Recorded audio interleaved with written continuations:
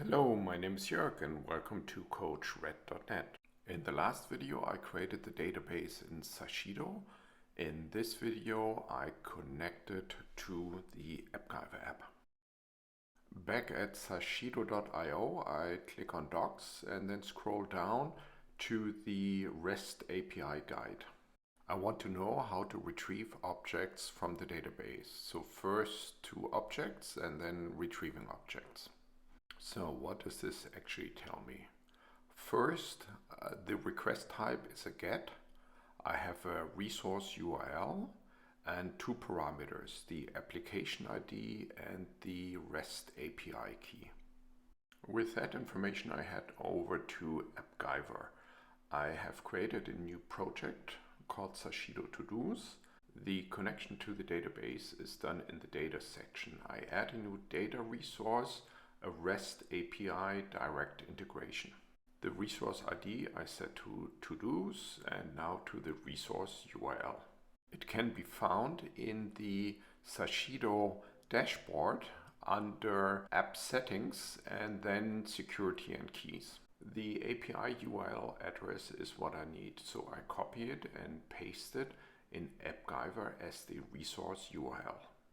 Since I only use the class todo, I can put it straight into the base configuration. The naming needs to be exact, so I quickly check in the Sashido dashboard the name of my class. The term classes I got from the Sashido documentation and the name to-dos from my Sashido dashboard. Next are the two header. I add an HTTP header and get the exact spelling from the Sashido documentation. Best is to copy it since the key in Appgyver needs to be exact.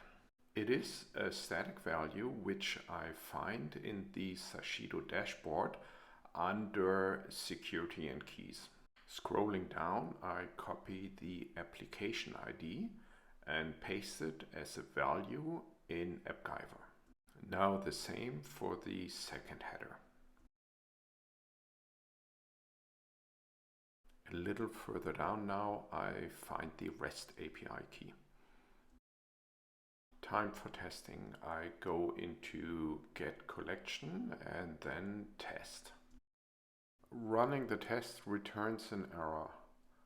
Let's see what's happening here.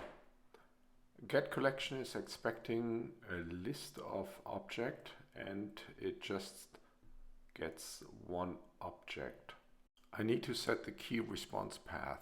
I copy the key of the returned object's results into the key response path. Running the test again, the status is okay, perfect.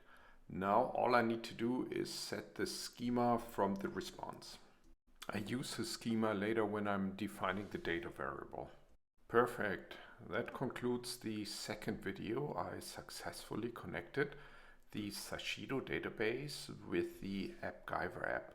In the next video, I will list the to-dos in the Appgyver app. So see you there.